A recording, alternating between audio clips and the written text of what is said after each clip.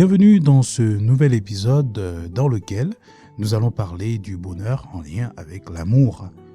Et nous allons donc aborder l'amour dans ces trois dimensions pour que nous puissions naturellement être édifiés et que nous recevions par la grâce de Dieu des éléments qui viendront renforcer en tout cas cet état d'esprit que nous nous sommes assignés en tout cas à avoir, parce que c'est très important de cultiver son bonheur et de continuer à apprendre.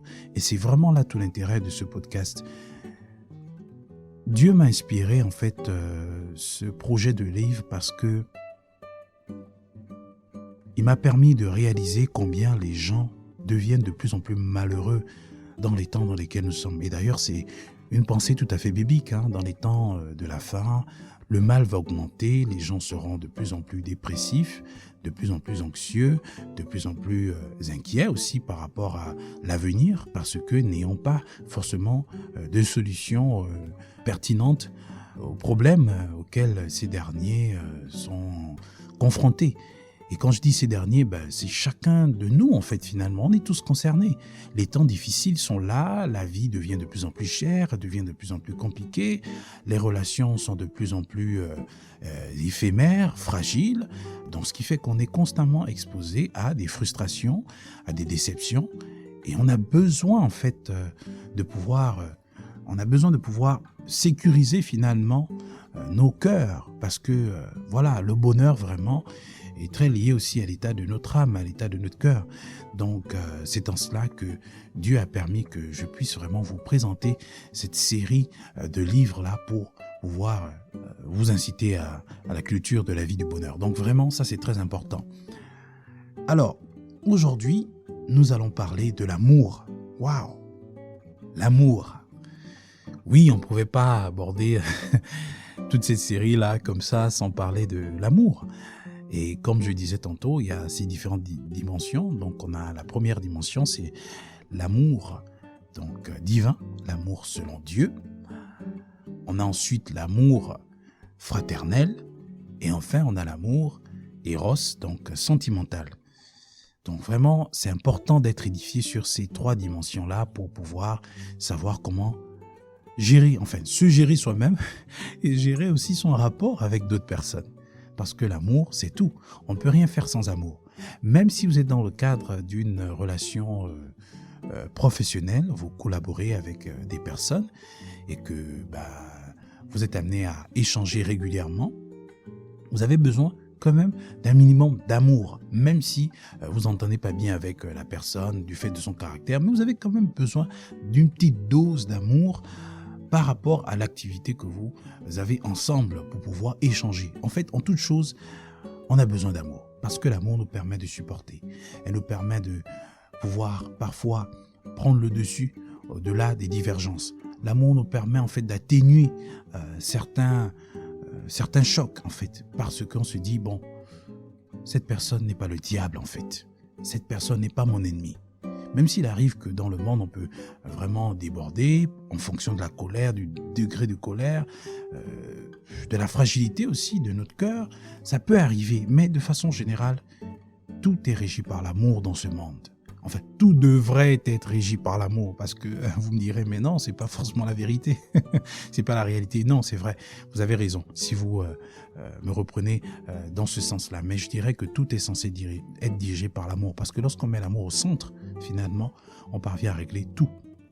Nelson Mandela disait lors de l'un de ses discours, il disait que traitons les uns les autres par amour pour éviter les problèmes.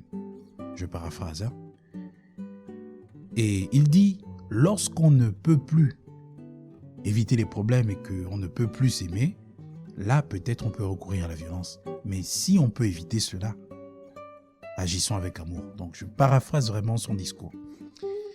Alors, comme je disais tantôt, on a décliné ces trois formes d'amour-là. L'amour divin, l'amour fraternel et l'amour éros. L'amour divin, ça vient de Dieu. La parole de Dieu dit que « Car Dieu a tant aimé le monde qu'il a donné son Fils unique, afin que quiconque croit en lui ne périsse point, mais qu'il ait la vie éternelle. » l'amour de Dieu a été manifesté par un don. Donc rien d'externe à Dieu n'a été à l'origine de ce don. C'est par amour pour nous qu'il a décidé de donner, de faire le don, la grâce, qui est Jésus-Christ de Nazareth. Donc on comprend par là que l'amour de Dieu est par essence inconditionnel. On n'a rien fait pour mériter la grâce de Dieu, l'amour de Dieu. Donc si on doit parler d'un amour divin, aimer d'un amour divin, l'inconditionnalité doit être vraiment la première des choses à avoir à l'esprit. Dieu n'aime pas parce qu'en nous, il y a quelque chose qui mérite son amour, qui exige son amour. Bien au contraire, Dieu nous aime parce qu'en lui, il y a quelque chose qui pousse vers le bien, qui pousse vers le salut, qui le pousse en tout cas à agir en notre faveur. C'est ça l'amour divin, un amour inconditionnel, une faveur imméritée. Donc vraiment, pour vraiment résumer l'amour de Dieu, on doit juste considérer ce principe. Car Dieu a tant aimé le monde qu'il a donné son Fils unique. La Bible ne nous dit pas « car le monde a tellement fait du bien à Dieu que Dieu a donné son Fils unique ». Car le monde a tellement été juste que Dieu a donné son Fils unique. Non. Car Dieu, lui, la source, a tellement aimé le monde, le bénéficiaire, d'accord, qu'il a donné Jésus pour notre salut. Donc l'amour divin, c'est un amour inconditionnel. Et si on veut vraiment se développer donc le bonheur, il faudrait qu'on puisse s'approprier l'essence même de l'amour de Dieu. Et cela passe par le Saint-Esprit. Donc la Bible nous dit que l'amour de Dieu est répandu dans nos cœurs par le Saint-Esprit qui nous a été donné. Lorsqu'on reçoit Jésus, on reçoit cet amour inconditionnel qui donne la capacité de pouvoir aimer nos ennemis, de pouvoir pardonner, de pouvoir supporter, de pouvoir faire toutes ces choses que la nature humaine seule ne peut pas. Ça, c'est l'amour divin. Alors, à côté de cela, on a l'amour fraternel et c'est un amour naturel. L'amour vis-à-vis de son frère, de sa sœur, de son père, de sa mère. C'est aussi l'amour maternel, c'est l'amour paternel, c'est l'amour amical.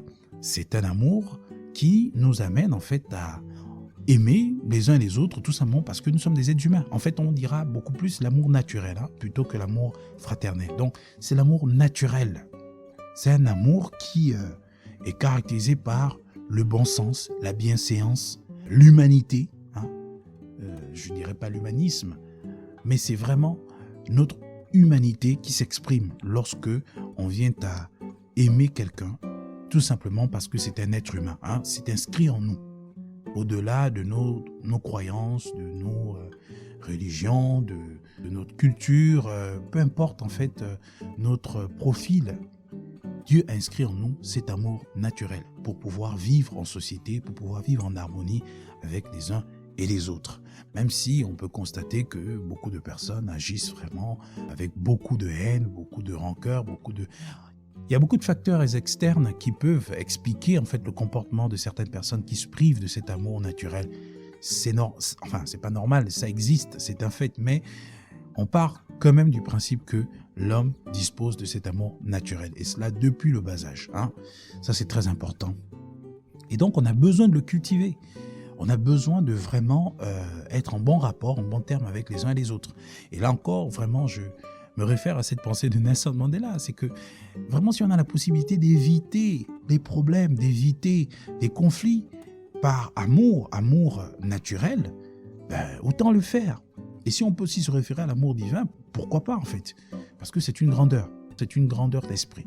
Parce qu'un ami disait que ce qui caractérise les hommes, c'est les problèmes. Les hommes aiment les problèmes. Là où il y a des hommes, là, il y aura des problèmes. Il y aura des incompréhensions, des frottements, il y aura tout en fait. Un peu comme le storytelling. Tout va bien au départ. Et au milieu, on commence à se frotter. Et à la fin, il y a deux destinations. Soit on continue ensemble, soit on se sépare. Donc vraiment, c'est le propre des relations humaines. Il va arriver un jour où on ne va plus apprécier certaines choses et ça peut susciter une certaine réaction. Et donc, sur cette base, une décision peut être prise. Mais par-dessus tout, l'amour doit nous conduire à pouvoir maintenir le lien de la paix. Et lorsqu'on n'y parvient plus, autant se séparer parce qu'effectivement, le bonheur, comme on l'a dit, c'est vraiment un état d'esprit. Un état de paix, de liberté, de bien-être, mais également un état d'accomplissement. Donc, si dans une relation, vous voyez qu'il n'y a pas de réciprocité, par exemple, il n'y a pas de respect dans le traitement et que votre paix, votre liberté est vraiment menacée, à partir de cet instant, par amour pour la personne, il serait bien de vous séparer. Et là encore, ça résonne avec ce passage biblique qui dit que si ton bras gauche est une occasion de chute pour toi, coupe-le. Si ton œil droit est une occasion de chute pour toi, ôte-le. C'est-à-dire que si une relation est nuisible pour toi, autant t'en séparer. Parce que la parole de Dieu dit que les mauvaises compagnies corrompent les bonnes mœurs. Donc vous pouvez être initialement une bonne personne, mais si jamais vous vous faites aborder et vous fréquentez finalement des personnes qui ne sont pas moralement recommandables, malheureusement, vous pourrez être corrompu.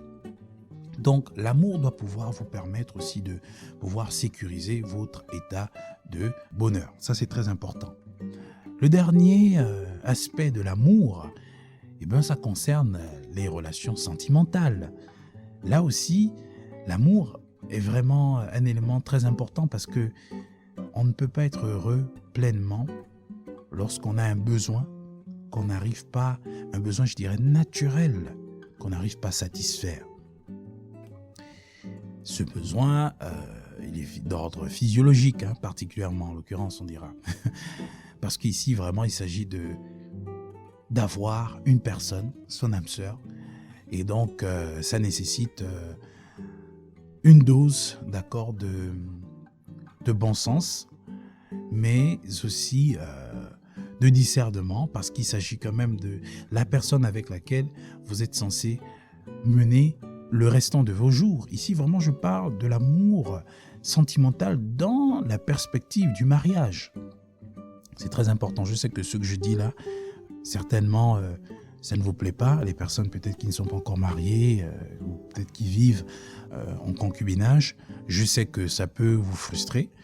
Mais écoutez, la volonté de Dieu, c'est que l'homme quittera son père et sa mère et s'attachera à sa femme. Donc la femme doit rejoindre son mari. Et la volonté de Dieu, c'est que nous puissions être bénis par nos parents et reconnus par les autorités que Dieu a établies, en fait, pour reconnaître officiellement et administrativement le lien, l'union entre deux personnes. Donc vraiment, excusez-moi, mais c'est la parole de Dieu donc, qui veut que nous puissions avoir des rapports sexuels dans le cadre du mariage. En dehors de ce cadre, malheureusement, on est dans un état de péché qui n'est pas agréable au Seigneur. Et la solution, c'est de pouvoir nous conformer à la parole de Dieu. Donc c'est vrai que nous vivons dans une société qui nous éduque à une sexualité généralement précoce. Et cela est accéléré par ce à quoi on est exposé, les films pornographiques. Et donc toutes ces choses-là, malheureusement, facilitent une sexualité précoce et parfois un vagabondage sexuel qui épuise certaines personnes, qui épuise en fait la jeunesse, on ne va pas dire certaines personnes, qui épuise la jeunesse et qui à un certain âge se retrouve être confronté à certaines difficultés et a du mal finalement à s'engager dans la voie du mariage parce qu'ayant des blessures, des incertitudes, des insécurités, en fait le monde nous épuise, nous gâche, c'est ce que le diable fait en fait. Le voleur vient pour égorger, détruire et tuer en fait. C'est-à-dire qu'il vient vraiment pour faire tout pour que la notion même du mariage ne vous vienne pas à l'esprit lorsqu'on parle d'union, lorsqu'on parle d'amour. C'est-à-dire que vous voyez que des relations provisoires, temporaires, spontanées et qui n'ont pas de lendemain, vous voyez. Et ça, c'est une perversion du diable. Et lorsqu'on regarde à Dieu, on peut retrouver le modèle parfait que Dieu a prévu en ce qui concerne des relations sentimentales. Du moins, une relation amoureuse qui a pour but ultime quelque chose de périn, de sérieux, c'est-à-dire le mariage. Donc l'amour sentimental, l'amour dans le cadre du mariage, c'est vraiment important. Il est important de trouver son âme sœur. Si vous avez un certain âge, vous vous rendez compte que vous êtes seul, vous ne pouvez peut-être plus supporter cette solitude, vous avez besoin d'avoir quelqu'un, le processus est simple. Il commence déjà par le fait d'identifier la personne, de pouvoir entrer en contact avec la personne, d'échanger. Je ne suis pas un expert en ce qui concerne les relations, tout ça, mise en relation, bref, je ne suis pas un expert, mais tout ce que je peux vous dire, c'est juste, ça commence déjà par le commencement. Trouvez la personne. Vous allez jusqu'aux fiançailles. D'accord? Vous échangez, vous essayez de voir les points qui peuvent vous amener à vous compléter, les points aussi qui peuvent vous permettre à vous découvrir, hein, finalement. Donc, enfin, bref, tout ce qui peut permettre à ce que vous soyez finalement un couple, d'accord? Et vous pensez à une vision, quelque chose de plus fort, plus grand que vous, qui peut vous amener à aller de l'avant. Et pour les hommes, il faut avoir une vision. Pour les femmes, il faut aussi avoir une vision, mais voir dans quelle mesure cette vision devient finalement une seule et non une division. Et c'est très important. Mais par-dessus tout, un conseil que je donne avec ma petite expérience, ma modeste expérience, c'est 3 choses. Lorsque vous voulez entrer dans le cadre du mariage, 1. Et la vérité comme fondement. Dites-vous tout. Alors, tout dans les moindres détails, hein, au moment venu, hein, pas le premier jour, mais au fur et à mesure que vous échangez, hein, au fur et à mesure que vos fiançailles évoluent aussi. Hein. Mais dites-vous tout, la vérité. Donc, ça part de la communication. Donc, la communication à travers la vérité, tout doit être dit sans filtre. Bien sûr, dans le sens de la naissance, etc. Deuxième chose, pas de tabou avec l'argent. Ah oui, parce que c'est ce qui sépare des gens, hein, qui vraiment occasionne des divorces. L'argent, rien ne doit être tabou. Ne vous cachez rien en ce qui concerne les finances. La seule chose que vous êtes autorisé à cacher, c'est ce que je donne comme conseil, en ce qui concerne les finances, c'est des surprises. C'est mettre un peu d'argent de côté pour un projet pour lequel vous voulez faire du bien à votre époux, à votre épouse, à vos enfants. C'est la seule chose en matière d'argent qui peut vraiment faire l'objet d'une petite cachotterie. Ça, c'est ce que je pense. Hein. De toute façon, moi, je le pratique et donc je peux le recommander et ça fait toujours du bien. C'est pour la bonne cause. Enfin, pas de tabou en ce qui concerne la sexualité, mais c'est d'abord la base d'ailleurs, les amis. C'est la base. Le sexe ne doit pas être un tabou. Parce que c'est la raison pour laquelle vous êtes. Vous n'allez pas vous marier, vous allez vous regarder et puis vous allez prier. Vous allez, you know what you're gonna do. Hein? Donc ça, c'est très important. Donc vraiment, pas de tabou à ce niveau-là pour vraiment avoir un mariage à ce niveau humain, hein, très, très, très important. Mais tous ces 3 éléments viennent s'inscrire dans une seule chose, la crainte de Dieu. Parce que le mariage est une institution qui a été mise en place par Dieu. Donc, c'est une façon de l'honorer lorsque vous avez commencé une relation avec une personne et que vous aboutissez au mariage. C'est à cause de Dieu que vous le faites, parce que vous voulez honorer Dieu. Bien sûr par amour sentimental, mais par-dessus tout, parce que vous voulez obéir à Dieu. Donc vraiment, ces 3 fondements-là viennent s'inscrire sur le fondement solide qu'est la parole de Dieu. De même que lorsqu'on parle du bonheur, le sentiment de paix, le sentiment de liberté, le sentiment d'accomplissement et le sentiment de bien-être, ça doit être basé sur la parole de Dieu. C'est la même chose en ce qui concerne le mariage. La communication, donc se dire la vérité en toute chose, pas de tabou sur l'argent, pas de tabou sur le sexe, et cela en conformité à la parole de Dieu. Ça vous permet véritablement de vivre le bonheur en ce qui concerne l'amour, dans ses dimensions sentimentales. Donc voilà un peu ce que je pouvais vous dire en lien avec le sujet de l'amour, donc le bonheur et l'amour. J'espère que cela vous a été utile, je ne vous en dis pas plus en tout cas, et on se donne rendez-vous pour le prochain épisode. Que Dieu vous bénisse.